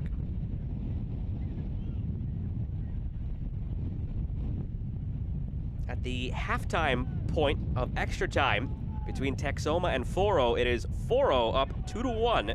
So that could now become our first cup set of the evening, because Greenville triumphed in penalties over Asheville City. So still, see what I did?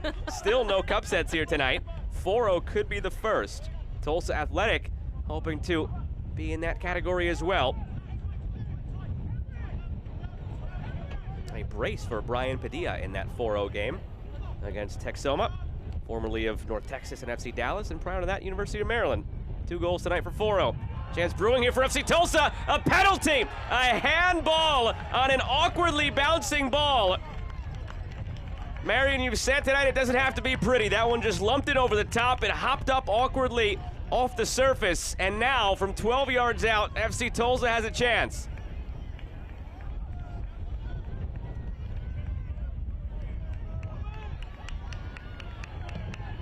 Penalty kick awarded to FC Tulsa.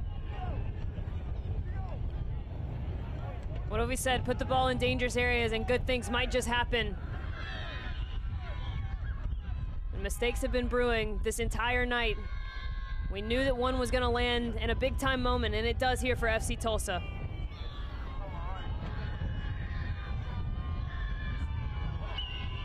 So a chance for FC Tulsa in the 84th minute from the penalty spot. It's in! FC Tulsa, through some of the difficulties of this game, has a late lead on the penalty. Taylor Calera, he did it last year for NYCFC 2 and they're running the round of 16. Now for his new side at FC Tulsa.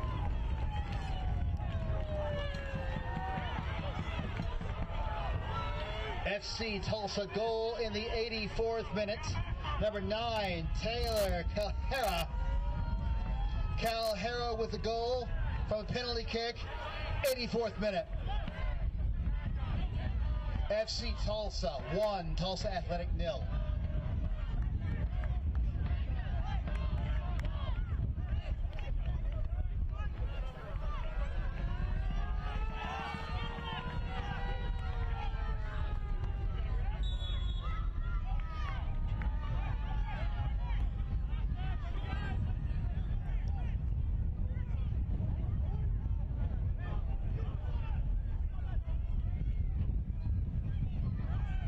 You feel for Tulsa Athletic, the fight they've put up in this game, even down a man.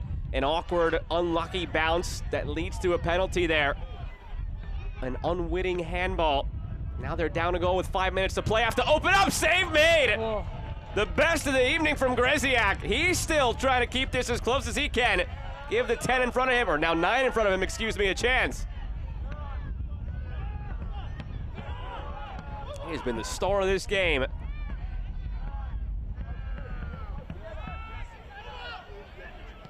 Over the top from Diallo. Offside flag comes up. 5 minutes in stoppage time for Tulsa Athletic to get that goal back and force extra time.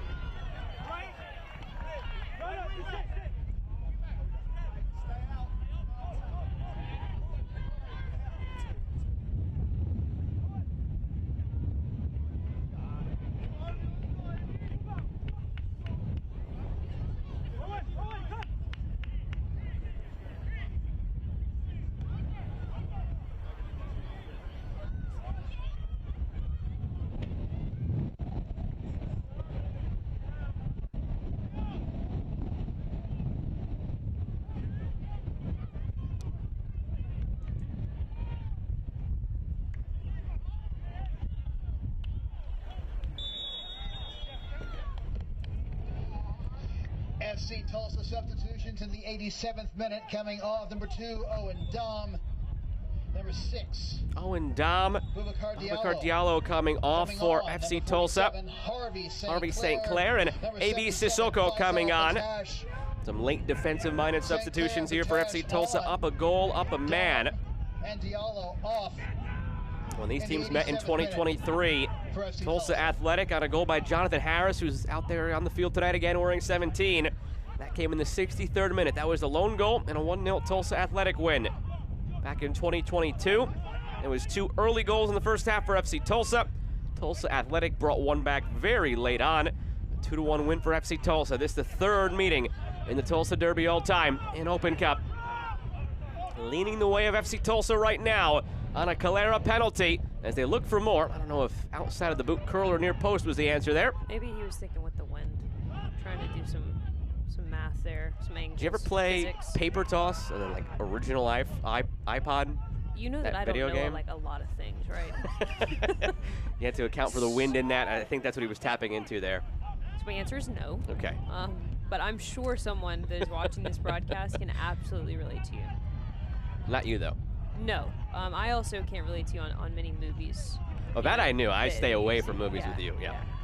Also, a hot take, Taylor Swift lyrics. Can't back you up there either.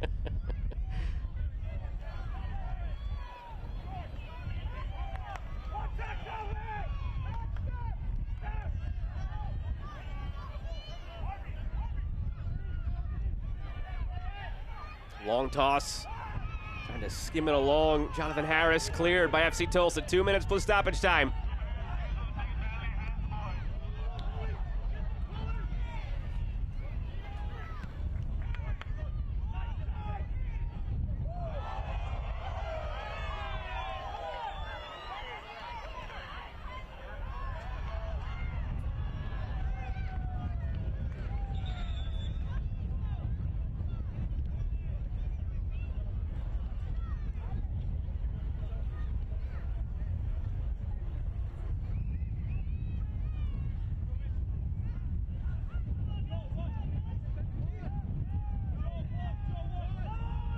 Some late changes here for Tulsa Athletic.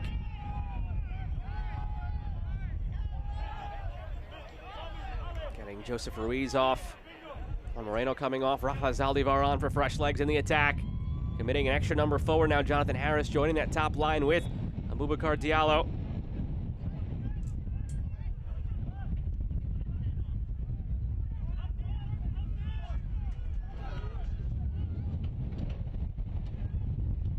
FC Tulsa looking to put it away through Calera, patient, trying to cut it back.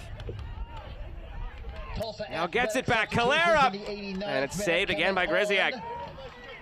Number 7, Ruben Torres. Number 14, Rafa Zaldivar. Coming off, number 10, there will be 4 minutes of stoppage time. Moreno and Ruiz off. Zaldivar and Torres on in the 89th for Tulsa Athletic.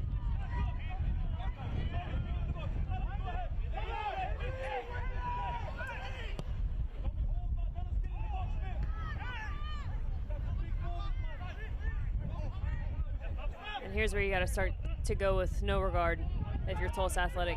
Getting beat 2-0, getting beat 1-0, makes no difference. Got to start sending pressure in every single moment. Goal differential not going to factor in here, clearly. Only differential that matters right now is 1-0. St. Clair.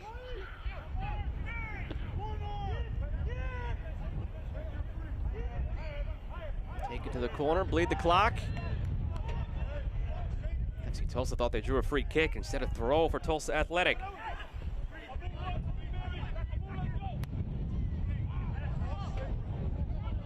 Now the messaging for FC Tulsa is just milk the clock any way you can. Clear it, keep it down here.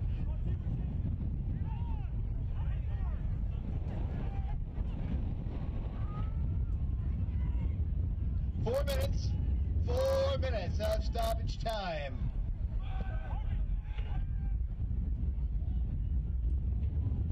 Three minutes of stoppage time remaining. FC Tulsa, a terrific run last year to the round of 16 in Open Cup.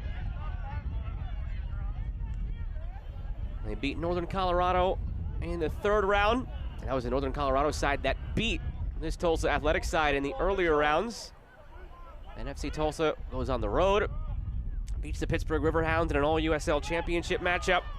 Round of 16 on the road against Sporting Kansas City. They faltered there against the MLS side, but had already made it the furthest they ever had in this tournament to the round of 16.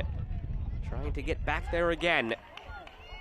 And have to win an extra game this year to do so, entering a round earlier. Pardon me, 2 rounds earlier this year for FC Tulsa. Didn't come in until round 3 last year. Only 8 USL championship sides in this round. More will enter in round 3. Round 2 will just simply be the 32 winners of this first round. And the winner of this matchup gets the winner of AV Alta and Ventura County Fusion. USL 1 side against the USL 2 side. That's later tonight, about to kick off.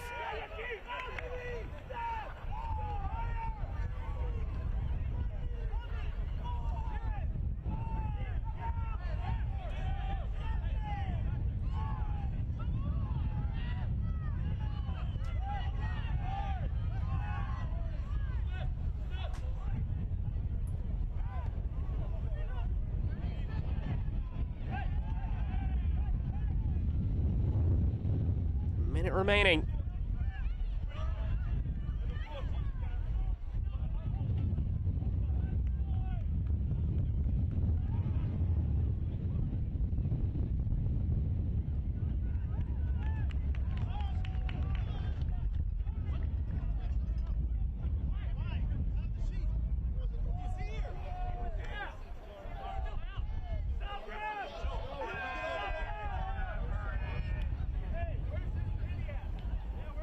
See, Tulsa scored the goal on a penalty down at this end of the field where their supporters are behind the goal. Got to witness it firsthand. Now 30 seconds away, those supporters, they didn't have to travel far. Here within the same county. And they celebrate a victory. One last sub here for FC Tulsa. Trying to help take any more time they can off the clock. It's Calera, the goal scorer, who departs.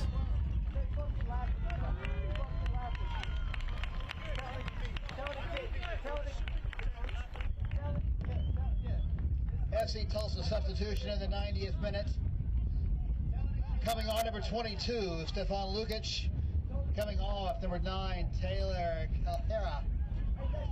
Lukic on for Calera in the 90th for FC Tulsa.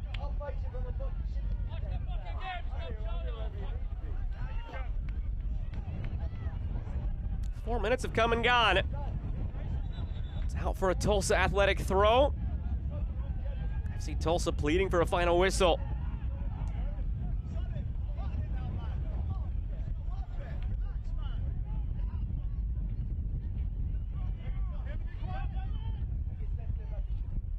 And there is the final whistle. FC Tulsa, they were forced to fight, but a late penalty allows them to take it 1-0 over Tulsa Athletic. The third edition of the Tulsa Derby.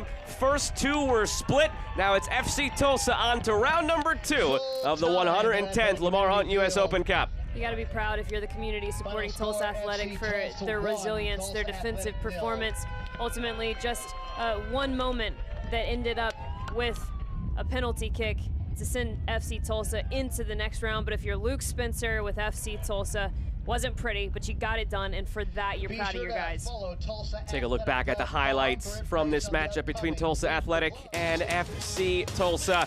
A lot of what you're going to see is on the FC Tulsa side, they had the bulk of the chances, just couldn't cash in until that bit of luck on the penalty. Also, most of what you're going to see in the highlight tape is just how big of a factor the elements were. You see the dust flickering up as players try to dribble in and around the area. You also see just how impactful the win was. Long throw-ins getting all the way to the penalty spot and ultimately creating set-piece opportunities for FC Tulsa. The story of the first half was how many chances was FC Tulsa going to get before perhaps Tulsa Athletic made their own mark. And in the second half, as they started to find their footing, they also found some really dangerous chances on goal. Also taking advantage of the win.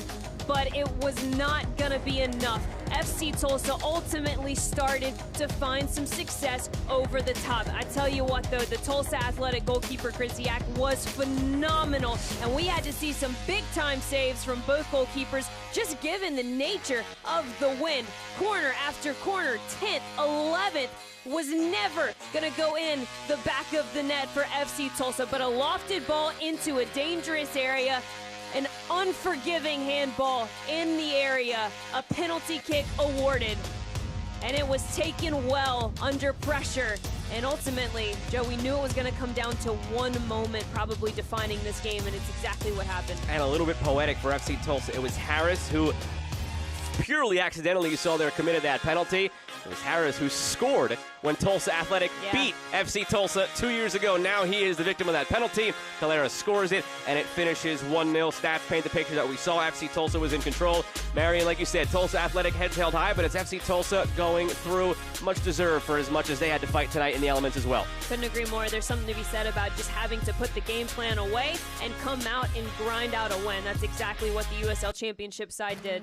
And that'll do it for us here on an 11-match day in the Lamar Hunt U.S. Open Cup. 2 more matches still to come this evening. Catch it all on the U.S. Soccer's YouTube channel. Flip around and find the next one that fits your liking. 13 more games to come tomorrow, 8 on Thursday. We are back and better than ever here in 2025 in the 110th edition of the Lamar Hunt U.S. Open Cup. For the crew that makes this possible, broadcast partner Marion Crowder, I'm Joe Malvis saying so long for now. Enjoy the cup, everybody.